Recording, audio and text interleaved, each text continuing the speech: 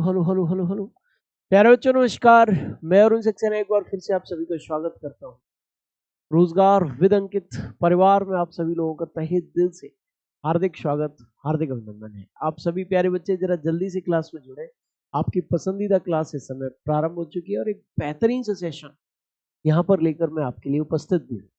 ठीक है जी, जिसमें हम लोग जिस टॉपिक पर, जिस मुद्दे पर चर्चा करने जा रहे हैं वो आपके सामने है। टॉपिक का नाम है प्यारे बच्चा ज्वालामुखी, क्योंकि भूकंप टॉपिक को पिछली क्लास के अंतर्गत मैंने आप समाप्त कर दिया था। अब हम ज्वालामुखी नाम के टॉपिक पर आपके साथ चर्चा करने के लिए उपस्थित हो चुके हैं। ठीक है जी, आप सभी बच्चे जो क्लास में लाइव हैं जरा एक बार देख लेते हैं कौन कौन क्लास में लाइव आ चुका है।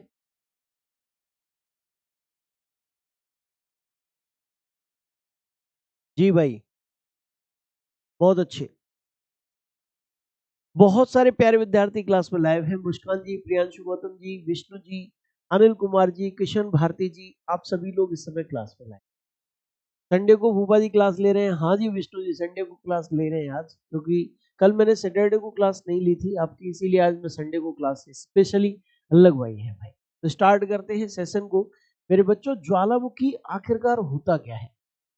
सबसे पहले मुझे बताइए कि आखिरकार आप ज्वालामुखी यानी कि वॉल्केनो से समझते क्या है? यहाँ पर एक इमेज लगा हुआ है भाई ज्वालामुखी का। ज्वालामुखी एक विवर या छिद्र है भाई। बोलो, एक होल है ज्वालामुखी। देखिए क्या है, एक होल, एक विवर या एक छिद्र है जिससे लावा, गैस, है ना, लावा है, जलवाष्प है, गैसें हैं, ये सब बाहर निकलती हैं। ठीक है, और इसी छिद्र को, मेरे प्यारे बच्चे, इसी होल को हम लोग ज्वालामुखी कहते हैं। लावा, राख और गैसें, ठीक है जी, ये सारी की सारी चीजें इस छिद्र के माध्यम से पृथ्वी के धरातल के अंदर से बाहर निकल रही हैं। मेरे बेटा, यही ज्वालामुखी है। बोलो जी, क्या है? यही ज्वालामुखी, यही वोल्केनो। ठीक है जी, चलिए यहां देख सकते हैं कि ज्वालामुखी लिखा हुआ है। ज्वालामुखी वो विविर छिद्र है जिसके माध्यम से पृथ्वी के अंदर से लावा, राख, गैसें, जलवाष्प आदि बाहर निकलते हैं। प्यारे बच्चा, क्या करते हैं? आदि जो है वो बाहर निकलते हैं। यहाँ पर भी एक इमेज दे रखा है ज्वालामुखी का, और ये देखिए, ये इमेज ये रहा। ये क्या, ये ज्वालामुखी है। ये क्या है? एक होल है, एक विविर या छिद्र है। इसी से लावा, राख, गैसें जो है वो बाहर निकल रही है।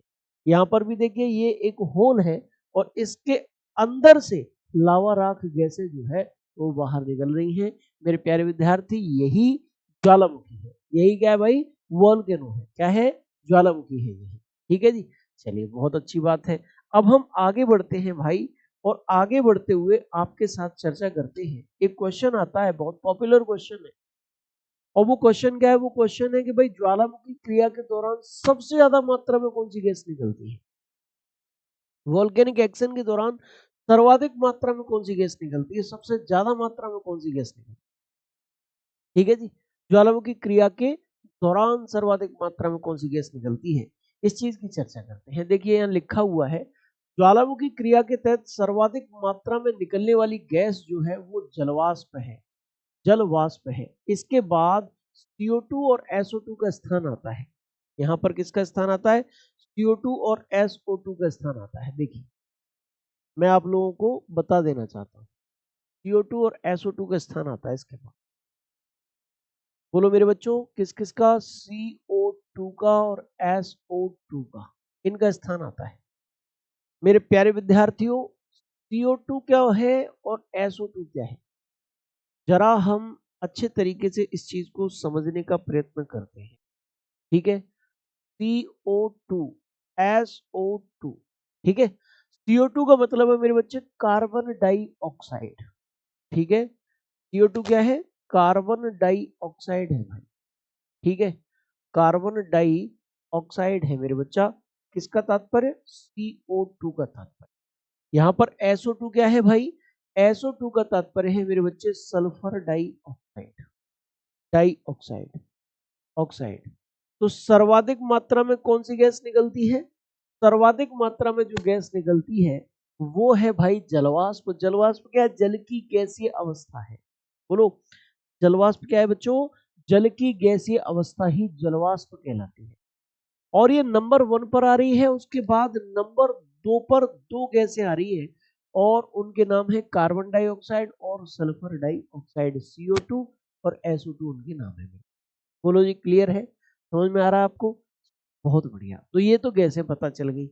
अब बात आती है भाई कि ज्वालामुखी जो है वो आखिरकार कितने प्रकार के होते हैं, है ना? कितने प्रकार के होते हैं मेरे भाई ज्वालामुखी? ठीक है जी, उसकी बात आती है। तो भाई ज्वालामुखी, जैसे मैं हूं आपके सामने, मैं एक इंसान हूं और एक इंसान 3 अवस्थाओं में रहता है। 3 अवस्थाओं में रहता है। एक सक्रिय अवस्था है, एक सुषुप्त अवस्था है, एक मृत अवस्था है। सक्रिय अवस्था में मैं इस समय आपके सामने हूं, मैं सक्रिय हूं इस समय आपके सामने। एक अवस्था होती है सुषुप्त अवस्था, जब मैं रात में सो जाता हूं, लेकिन उसमें टेंशन की बात नहीं है, कल सवेरे फिर मैं जगूंगा, घर वालों को उम्मीद रहती है। वो मेरी सुषुप्त अवस्था यानी सोई हुई अवस्था है। लेकिन उसमें क्या है, फिर से जगने की पूरी उम्मीद रहती है। लेकिन एक अवस्था होती है मृत अवस्था। मृत अवस्था, डेड और एक्सटिंक्ट वाली अवस्था, यानी कि जहां पर फिर घर वालों को कोई उम्मीद ही नहीं रहती कि इंसान दोबारा से जगेगा। वो मृत अवस्था है, हमेशा हमेशा के लिए सो जाता है व्यक्ति। इसी प्रकार से ज्वालामुखी है।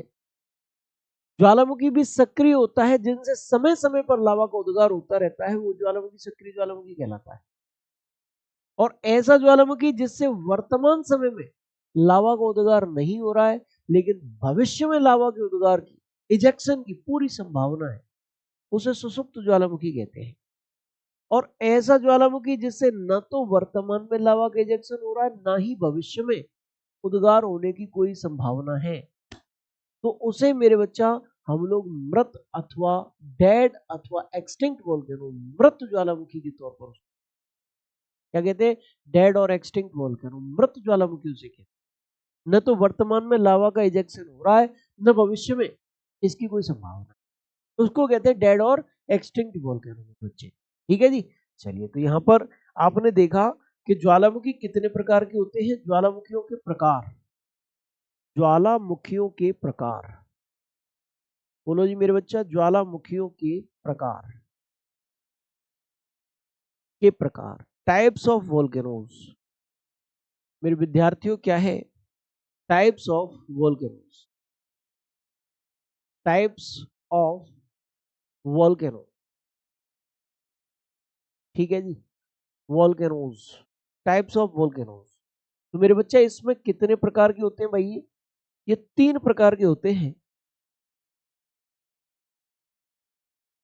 एक है भाई सक्रिय ज्वालामुखी यानी कि एक्टिव वोल्केनो, सक्रिय ज्वालामुखी यानी कि एक्टिव वोल्केनो।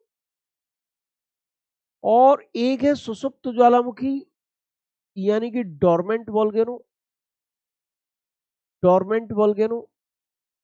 और एक है मृत ज्वालामुखी, मृत ज्वालामुखी, इसका मतलब है डेड और एक्सटिंक्ट वोल्केनो, डेड और एक्सटिंक्ट वोल्केनो।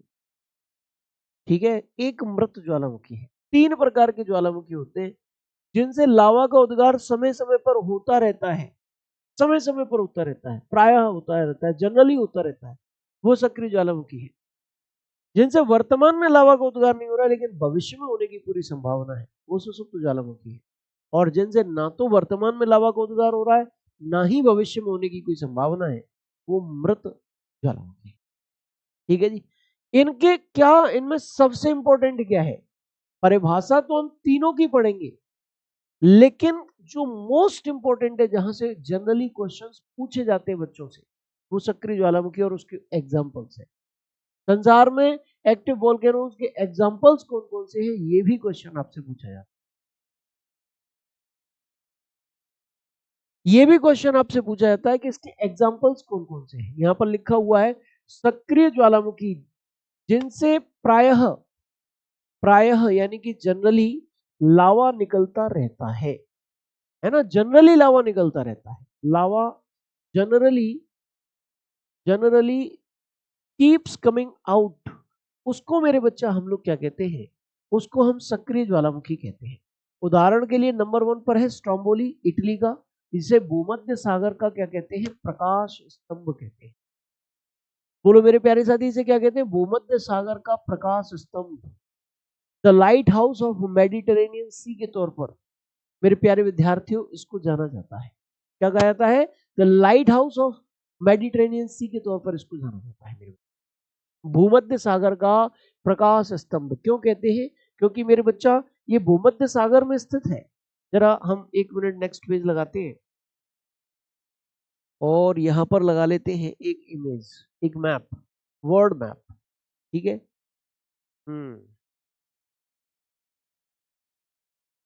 ये देखिए, ये देखिए मेरे भाई, ये वर्ल्ड विश्व का मैप है आपके सामने। यहां पर मेरे भाई अगर मैं आपके साथ चर्चा करता हूं तो ज्वालामुखी का नाम है स्ट्रोम्बोली, और वो स्ट्रोम्बोली ज्वालामुखी कहाँ है भाई, लिपारी द्वीप में है, और ये भूमध्य सागर के बीच स्थित है। और इनसे होता क्या है, इनसे एकदम लावा निकलता रहता है, जनरली निकलता रहता है, प्रज्वलित गैसें, एनलाइटेंड गैसेस वो निकलती रहती है। तो इनके आसपास के क्षेत्रों में रहता है प्रकाश, और इसीलिए इसको भूमध्य सागर का प्रकाश स्तंभ कहा। ये क्या है भाई, ये है आपका स्ट्रोम्बोली, स्ट्रोम्बोली, कौन सा, स्ट्रोम्बोली है ये। इसे क्या कहा जाता है, भूमध्य सागर का प्रकाश स्तंभ कहा जाता है। बोलो क्या कहते हैं, भूमध्य सागर का प्रकाश स्तंभ कहा जाता है। चलिए नेक्स्ट है भाई, नेक्स्ट माउंट एटना है प्यारे बच्चा। माउंट एटना कहाँ का है, इटली का है मेरे भाई। ये भी बड़ा खतरनाक ज्वालामुखी है, भूमध्य सागर में ही पड़ता है ना, कहाँ पड़ता है, भूमध्य सागर में ही मेरे बच्चा ये स्थित है। यहाँ पर देखिए इटली में ही माउंट एटना भी है, देखिए कुछ इस जगह पर मिलेगा, माउंट एटना, माउंट एटना, ठीक है, इटली में ही है, भूमध्य सागर में ही है, और एक सक्रिय ज्वालामुखी है जिससे समय समय पर लावा का उद्गार होता रहता है, लावा का इजेक्शन होता रहता है, ठीक है। इसे माउंट एटना के तौर पर हम लोग जानते हैं मेरे। एक है माउंट एरकश, ये माउंट एरकश कहाँ है भाई, ये माउंट एरकश है अंटार्कटिक महाद्वीप में। बोलो कहां पर, अंटार्कटिक महाद्वीप, जिसे श्वेत महाद्वीप कहते हैं, जो बर्फ से आच्छादित महाद्वीप है, वो मेरे बेटा है आपका माउंट एरकश, और ये अंटार्कटिका में स्थित है जी मेरे बच्चे। कहां पर स्थित है जी, अंटार्कटिका में स्थित है। आप अच्छी तरीके से देखिएगा, ये है आपका अंटार्कटिका महाद्वीप और माउंट एरकश मेरे बच्चा, माउंट एरकश, ये माउंट एरकश है विश्व के मैप में, अंटार्कटिका महाद्वीप में स्थिति है इसकी। अंटार्कटिक महाद्वीप है जो आपको दक्षिण में दिख रहा है, बर्फ की चादर से ढका हुआ महाद्वीप दिख रहा है, यही अंटार्कटिक महाद्वीप है मेरे बच्चा। इसके बाद अगर मैं बात करता हूं तो आपको मिलेगा बैरेन, भाई बैरेन मिलेगा। बैरेन कहाँ है, अंडमान निकोबार में है, और अंडमान निकोबार कहाँ है, भारत में है। और ये भारत का एकमात्र, द ओनली, भारत का एकमात्र मेरे बच्चा सक्रिय ज्वालामुखी है। क्या है, भारत का एकमात्र सक्रिय ज्वालामुखी है, भारत का एकमात्र सक्रिय ज्वालामुखी है मेरे बच्चा ये, ठीक है जी, एकमात्र सक्रिय ज्वालामुखी मेरे बच्चा, the only active volcano in India. बोलो भाई, the only active volcano in India, only मेरे बच्चों क्या है, only active volcano of India, only active volcano, volcano of India. भाई भारत में एक सक्रिय ज्वालामुखी है और एक सुसुप्त ज्वालामुखी, और इनमें से जो एक्टिव वोल्केनो है वो बैरेन है, अंडमान निकोबार में पड़ता है, और जो सुसुप्त ज्वालामुखी है, डोरमेंट वोल्केनो है, वो मेरे बच्चा कौन सा है, नारकोंडम है, और वो कहां पड़ता है, वो भी अंडमान निकोबार द्वीप समूह में ही स्थित है मेरे बच्चे। कहां पर, अंडमान निकोबार द्वीप समूह में ही वो भी स्थित है मेरे भैया। यहाँ पर इमेज में ही देखेंगे कि ये जो बैरेन है वो कहां पर है मेरे भाई। तो बैरेन कुछ इस जगह पर आप लोगों को देखने को मिलेगा, कौन सा, बैरेन नाम का सक्रिय ज्वालामुखी मेरे बच्चों, कौन सा ज्वालामुखी, बैरेन नाम का सक्रिय ज्वालामुखी। भारत के अंडमान निकोबार द्वीप समूह में। और यहीं पर मेरे बेटा एक नारकोंडम नाम का भी सक्रिय ज्वालामुखी देखने को मिलता है। कौन सा? नारकोंडम। ठीक है, ये जो सक्रिय नहीं, सुषुप्त ज्वालामुखी है, ये सुषुप्त है नारकोंडम, डोरमेंट वोल्केनो है भारत का। ठीक है, भारत में मिलता है और ये सक्रिय ज्वालामुखी है। और ये भी कहाँ का सक्रिय ज्वालामुखी है? तो मेरे बच्चा भारत का ही ये सक्रिय ज्वालामुखी। ठीक है, बैरेन भारत का एकमात्र सक्रिय ज्वालामुखी और नारकोंडम भारत का एकमात्र ज्वालामुखी। दो ज्वालामुखी भारत में देखने को हमें मिलते हैं मेरे बच्चा। ठीक है, बस बेटा वर्ल्ड ज्योग्राफी भी जल्दी खत्म हो जाएगी विष्णु जी, बिल्कुल चिंता मत करिए, टेंशन मत लीजिए। स्थलाकृति के टॉपिक को बढ़ा रहा हूँ, उसके बाद जलवायु विज्ञान नाम का एक मोस्ट इंपोर्टेंट टॉपिक आएगा, उसके बाद बस विश्व भूगोल खत्म होने की ओर अग्रसर हो जाएगा बच्चों। ठीक है, तो माउंट एरकच भी हो गया। इसके बाद कोटोपैक्सी की बात करेंगे। कोटोपैक्सी क्या है भाई? कोटोपैक्सी इक्वेडोर में है और संसार के सबसे सक्रिय, सबसे ऊंचे सक्रिय ज्वालामुखी में से एक है। संसार के सबसे ऊंचे सक्रिय ज्वालामुखी में से एक। One of the highest active volcanoes in the world. बोलो, one of the highest active volcanoes of the world. किसकी बात कर रहा हूं मैं बात आपके साथ कोटोपैक्सी की कर रहा हूं मेरे बच्चों। किसकी? कोटोपैक्सी की चर्चा आपके साथ कर रहा हूं, है ना। यहाँ पर देखिए लिखा हुआ है, कहां पर लिखा हुआ है? यहाँ पर है कोटोपैक्सी। ठीक है, कोटोपैक्सी, कोटोपैक्सी। ठीक है बच्चा, कोटोपैक्सी है।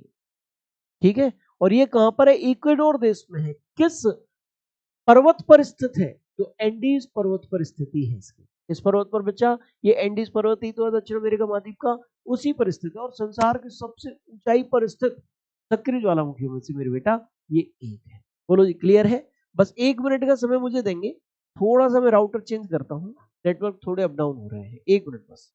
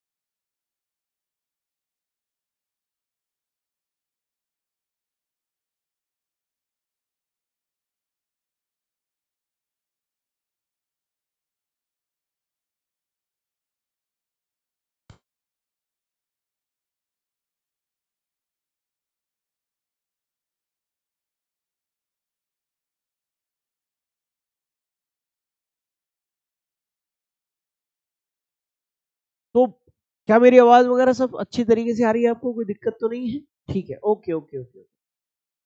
जी जी जी जी जी जी जी, ठीक है, आगे बढ़ते हैं। तो भाई ये कोटोपैक्सी की चर्चा मैंने आपके साथ की है, और भी बहुत सारे सक्रिय ज्वालामुखी हैं अभी मेरे बच्चा, और उनमें है एक मेरे भाई किलायू। किलायू, बोलो कौन सा? किलायू कहां पर है? हवाई द्वीप में है और ये संसार का सर्वाधिक सक्रिय ज्वालामुखी है। Most active volcano in the world. संसार का सर्वाधिक सक्रिय ज्वालामुखी। सर्वाधिक सक्रिय ज्वालामुखी का मतलब क्या है? कि इससे भारी मात्रा में, बड़ी मात्रा में लावा का इजेक्शन, लावा का उद्गार होता रहता है, इसीलिए ये सर्वाधिक सक्रिय ज्वालामुखी मैंने आपसे कहा है। यहाँ पर आप देख सकते हैं वर्ल्ड्स मोस्ट एक्टिव वोल्केनो है। यहाँ पर देख सकते हैं नदी बह रही है भाई, लावा की एकदम से नदी बह रही है। देखो कितना लावा निकल रहा है, इतना लावा निकल रहा है, इतना निकल रहा है, लावा निकल रहा है, इतना लावा,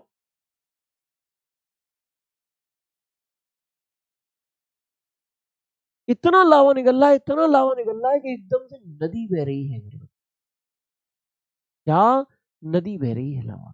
इसीलिए मैं कह रहा हूं कि संसार का सर्वाधिक सक्रिय ज्वालामुखी कहां पर है? हवाई द्वीप में है। और ये हवाई द्वीप कहाँ पड़ता है, किस देश का हिस्सा है हवाई द्वीप, यूनाइटेड स्टेट्स ऑफ अमेरिका का हिस्सा है हवाई द्वीप।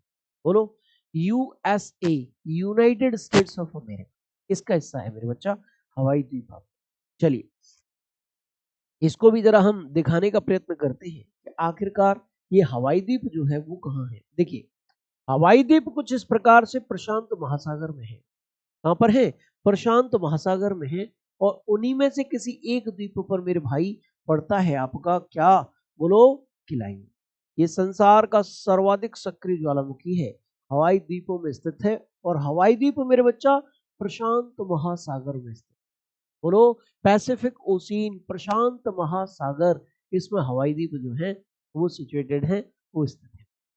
बोलो जी क्लियर है, समझ में आया आपको, चलिए बहुत बढ़िया। अब मैं बच्चे चर्चा करता हूं आपके साथ काय चीज की।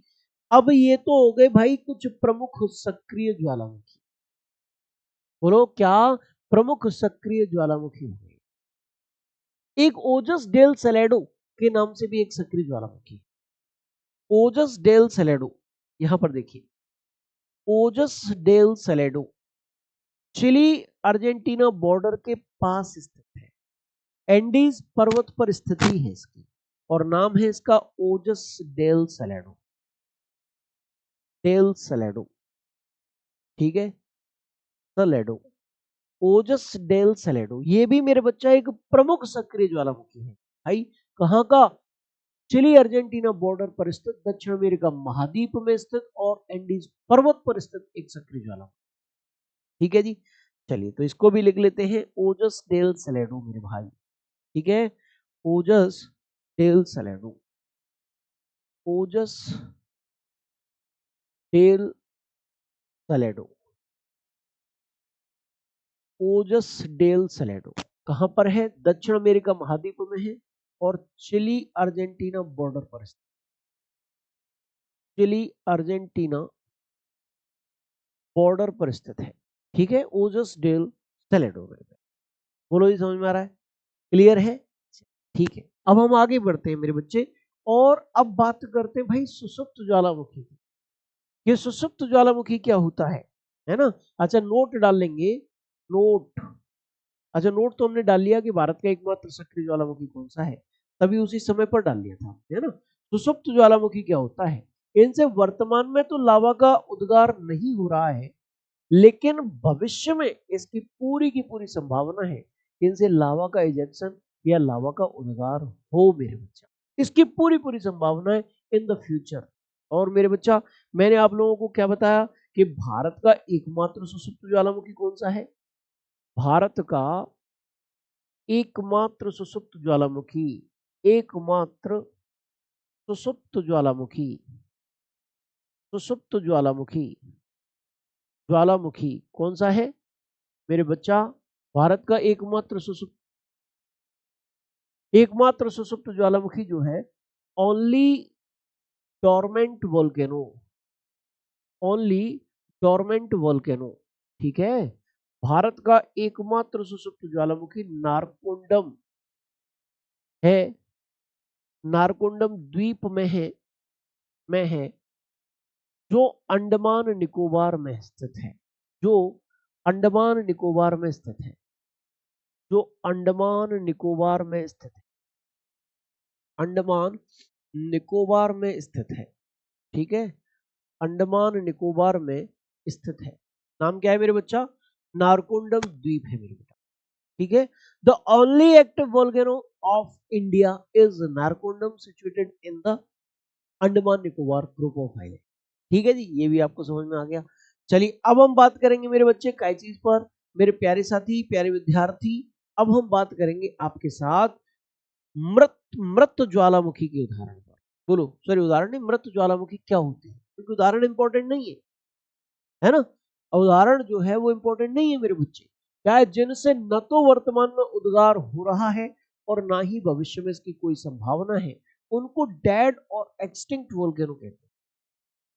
बोलो डेड और एक्सटिंक्ट वोल्केनो कहते हैं। ये तो हो गए भाई सक्रियता के आधार पर ज्वालामुखियों का वितरण, है ना, काय के आधार पर मेरे बच्चे, अकॉर्डिंग टू एक्टिवनेस, सक्रियता के आधार पर ज्वालामुखियों का वितरण हो गया ये, है ना। अच्छा, विश्व में विभिन्न जगहों पर जो ज्वालामुखी आते हैं, अगर उनके नेचर की बात करें कि कितने वो विस्फोटक हैं, तो संसार में सर्वाधिक विस्फोटक ज्वालामुखी कहाँ आते हैं? संसार में सर्वाधिक विस्फोटक ज्वालामुखी कहाँ आते हैं? तो माउंट पीली में आते हैं, जो मार्टिनिक द्वीप में स्थित है। मार्टिनिक द्वीप में स्थित है माउंट पीली, और ये कैरेबियन सागर में स्थित है। वहां संसार में सबसे ज्यादा सक्रिय ज्वालामुखी देखने को मिलते हैं, है ना। सबसे ज्यादा सक्रिय नहीं, सबसे ज्यादा ब्लास्टी, सबसे ज्यादा विस्फोटक ज्वालामुखी देखने को मिलते हैं। Most blasty volcano of the world, Plinian like volcano. Plinian like क्यों कह रहा हूं? क्योंकि ऐसे ज्वालामुखी माउंट पीली पर आते हैं, जो मार्टिनिक द्वीप में स्थित है। कहां स्थित है? मार्टिनिक द्वीप में स्थित है। माउंट पीली वो जगह है मेरे भाई। बोलो जी, क्लियर है? समझ में आ रहा है कि नहीं आ रहा है? एग्जैक्ट है? चलिए ठीक है। अब इसके बाद अगर हम चर्चा करें आपके साथ, तो सबसे शांत उद्गार वाले ज्वालामुखी कहां आते हैं? तो मेरे बच्चे, सबसे शांत उद्गार वाले ज्वालामुखी, बिल्कुल शांत इजेक्शन वाले ज्वालामुखी, वो कहां देखने को मिलते हैं मेरे बच्चों? तो वो देखने को मिलते हैं हमें, बताओ जी कहां? वो देखने को मिलते हैं प्यारे बच्चे, किस जगह पर? बोलो, किस जगह पर? तो वो देखने को मिलते हैं मेरे बेटा हवाई द्वीप में, और इसीलिए उनको कहते हैं हवाईयन लाइक वोल्केनो। बोलो, क्या कहते हैं? हवाईयन लाइक वोल्केनो उनको। संसार में सर्वाधिक सक्रिय ज्वालामुखी, संसार में सर्वाधिक विस्फोटक ज्वालामुखी, सर्वाधिक विस्फोटक ज्वालामुखी, विस्फोटक ज्वालामुखी। विस्फोटक ज्वालामुखी का मतलब है जो काफी बड़े, काफी विस्फोट के साथ एकदम धूम धाए धूम ऐसे करते। Most blasty volcanoes of world, most blasty volcanoes, volcanoes of world, most blasty volcanoes of world. संसार में सर्वाधिक विस्फोटक ज्वालामुखी कौन सा है? तो मेरे बच्चे, संसार में सर्वाधिक विस्फोटक ज्वालामुखी जो है, वो आपको मिलता है पीलियन तुल्य ज्वालामुखी। पीलियन तुल्य ज्वालामुखी, तुल्य यानी कि लाइक, है ना। पीलियन लाइक वोल्केनो ज्वालामुखी, ठीक है। तुल्य का मतलब लाइक होता है। पीलियन लाइक वोल्केनो मेरे, पीलियन तुल्य ज्वालामुखी, ये कहाँ आता है? ये मार्टिनिक द्वीप में होता आता है। मार्टिनिक द्वीप, माउंट पीली और कैरेबियन सागर। बोलो, कैरेबियन सागर, यहां आते हैं मेरे बेटा कहाँ आते हैं? ये माउंट पीली नाम की जगह पर आते हैं। माउंट पीली, माउंट पीली नाम की जगह पर आते हैं, जो मार्टिनिक द्वीप में स्थित है और जो कैरेबियन सागर में मेरे बच्चों स्थित है। ठीक है जी। अच्छा, संसार में सबसे शांत उद्गार वाले ज्वालामुखी कहाँ थे? बोलो भाई, संसार में, संसार में सबसे शांत उद्गार वाले ज्वालामुखी, सबसे शांत उद्गार वाले ज्वालामुखी, उद्गार वाले ज्वालामुखी कहाँ आते हैं? सबसे शांत उद्गार वाले ज्वालामुखी, बोलो। मोस्ट क्वाइट या most silent volcanoes of world, most, मेरे बच्चा, मोस्ट साइलेंट,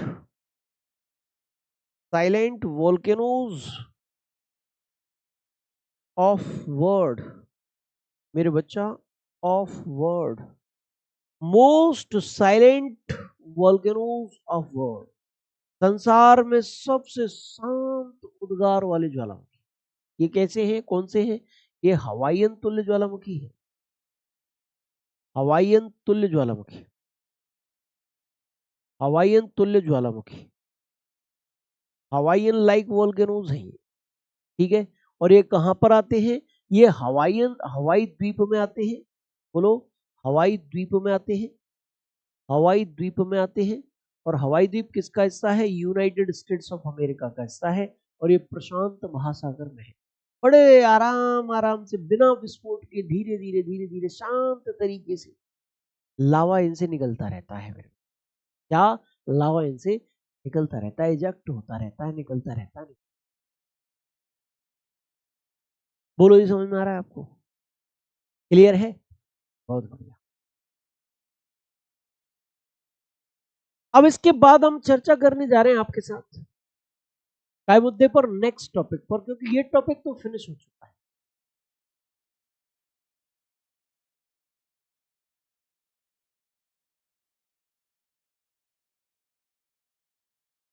तो मेरे बच्चों, अब नेक्स्ट टॉपिक पर हमें चर्चा करनी है, और पता है वो नेक्स्ट टॉपिक कौन सा है? नेक्स्ट टॉपिक है स्थलाकृतियां, लैंडशिप्स। बहुत सारे क्वेश्चंस बनते हैं यहां से मेरे बच्चा। क्या बनते हैं? बहुत सारे क्वेश्चंस बनते हैं। स्थलाकृतियां,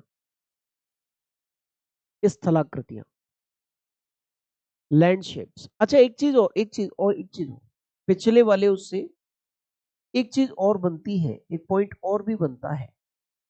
क्या पॉइंट बनता है? कि भाई संसार में सर्वाधिक भूकंप और सबसे ज्यादा ज्वालामुखी कहाँ है? भूकंप वाले टॉपिक के अंतर्गत ही मैंने आप लोगों को ये बता दिया था कि संसार में सबसे ज्यादा ज्वालामुखी कहाँ थे, संसार में सबसे ज्यादा भूकंप कहाँ थे। लेकिन मैंने क्या किया था? सर नेम मिट गया। विष्णु जी कहाँ है? क्या जी? सही तो है नेम, कौन सा नेम मिट गया? मिटा कहाँ? सही है, हवाई द्वीप में हवाई तुल्य ज्वालामुखी है। कौन सा नेम मिटा है? अरे भाई विष्णु भाई, तुम तो बदमाशी देने पे आ गए हो। हैं? चलिए एक मैप लगाते हैं। जो मैंने भूकंप नाम के टॉपिक में मेरे बच्चा आप लोगों को बताया था कि संसार में सबसे ज्यादा भूकंप और सबसे ज्यादा ज्वालामुखी कहाँ आते हैं, वो मेरे बेटा एक चीज ध्यान रखना। यहां पर देखो, वो मैंने कैसे बताया था? वो मैंने वैसे ही बताया था, प्लेट के आधार पर। अब यह मैप में भी बता देता हूं।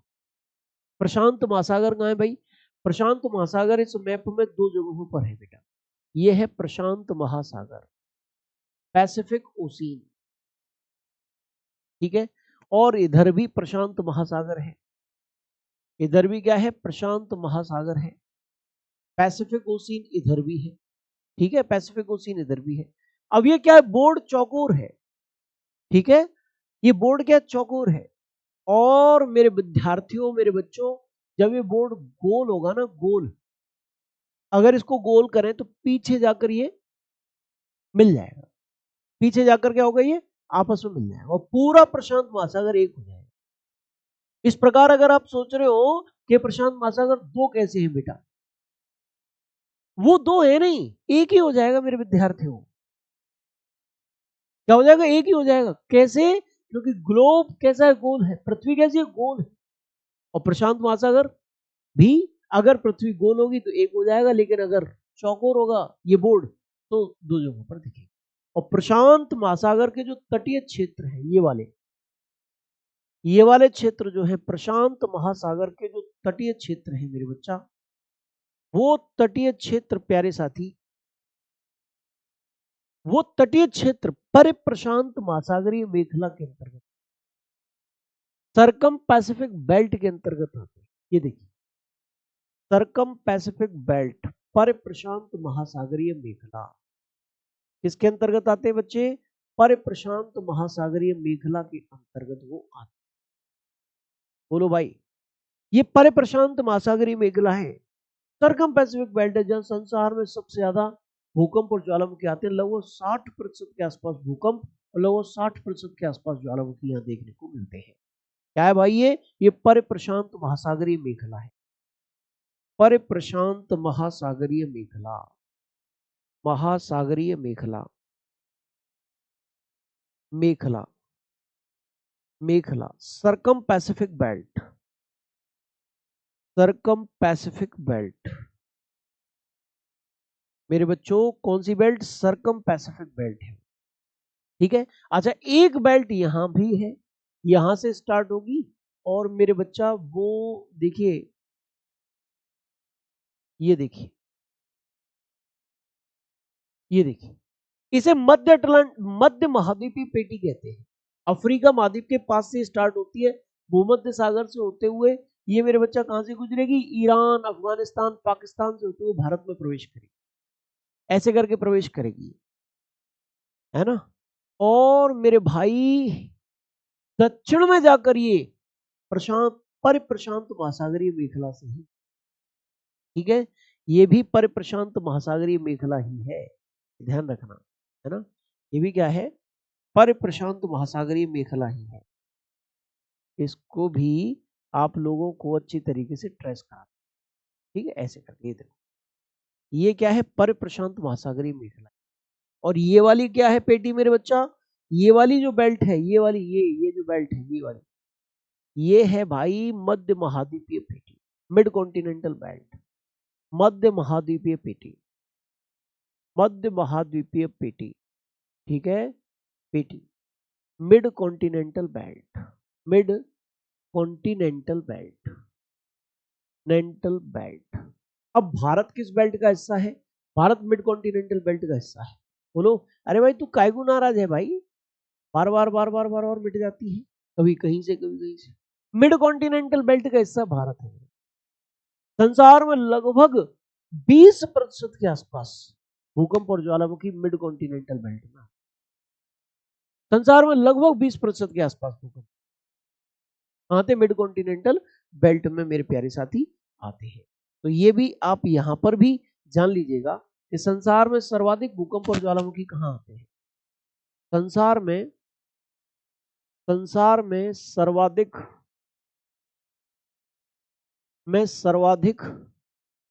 भूकंप व ज्वालामुखी, भूकंप व ज्वालामुखी,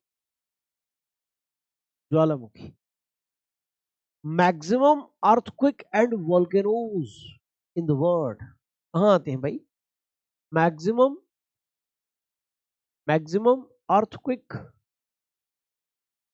earthquake and volcanoes of world.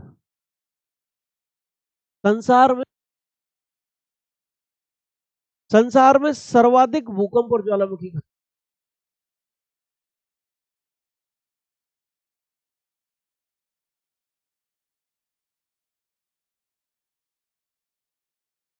तो नंबर 1 पर कौन सा आ गया मेरे बच्चे, नंबर 1 पर कौन सा आ गया, नंबर 1 पर आ गया भाई परिप्रशांत महासागरीय मेखला।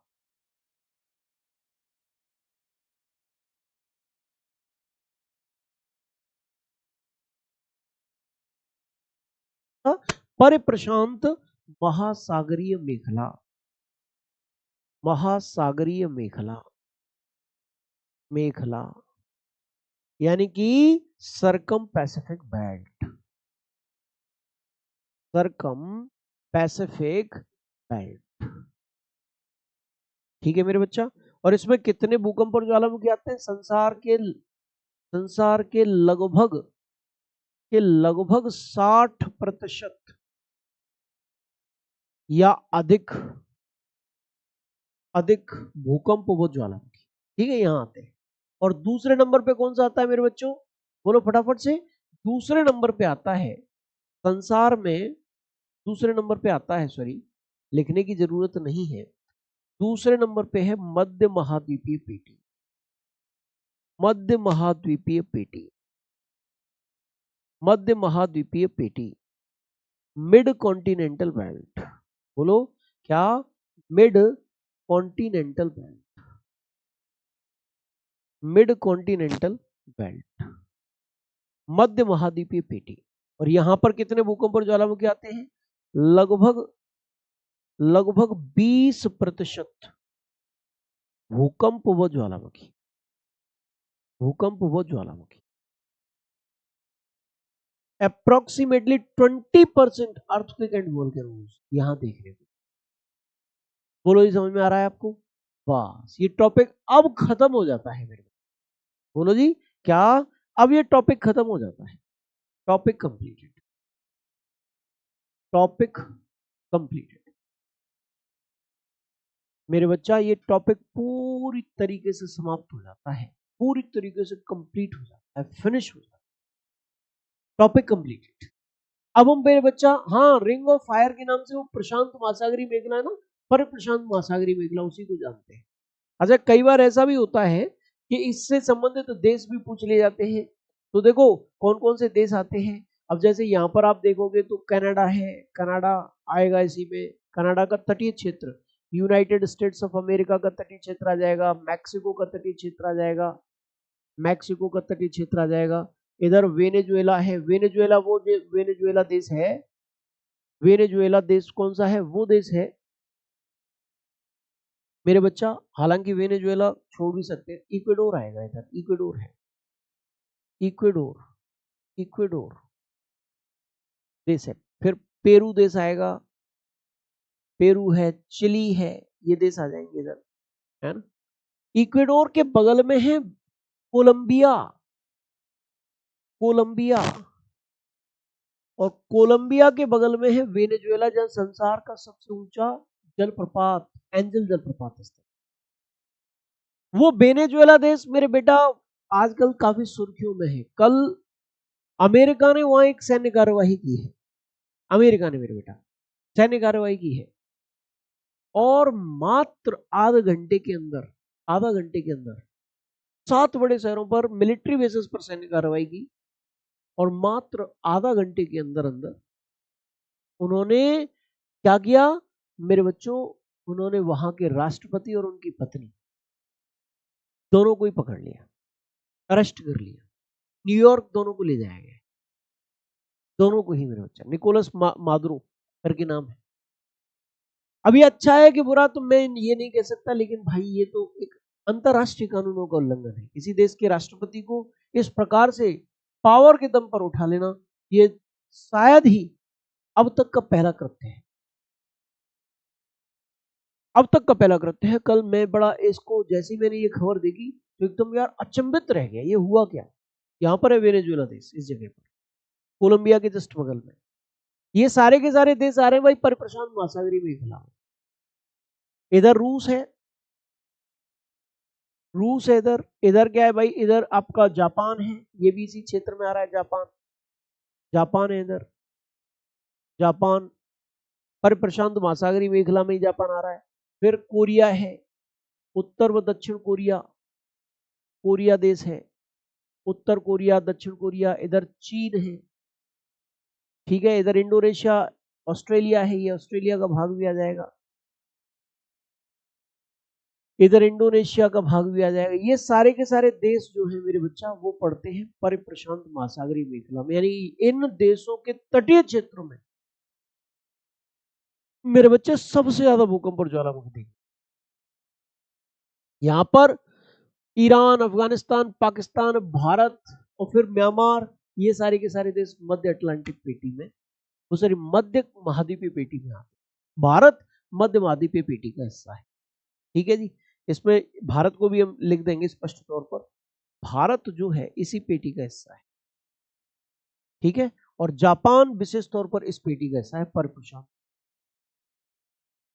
ये टॉपिक पूरी तरीके से अब खत्म हो जाता है, टॉपिक कंप्लीटेड। कल जो नेक्स्ट टॉपिक हम स्टार्ट करेंगे वो स्टार्ट करेंगे नेक्स्ट टॉपिक स्थलाकृतियां, लैंडशेप्स, लैंडफॉर्म्स, ये टॉपिक स्टार्ट करेंगे, लैंडफॉर्म्स। यहां से भी बहुत सारे क्वेश्चंस बनते रहते हैं कि जैसे निम्नलिखित में से कौन सी स्थलाकृति नदी द्वारा निर्मित है, कौन सी पवन द्वारा निर्मित है, ऐसे करके बहुत सारे क्वेश्चंस यहां से बनते रहते हैं।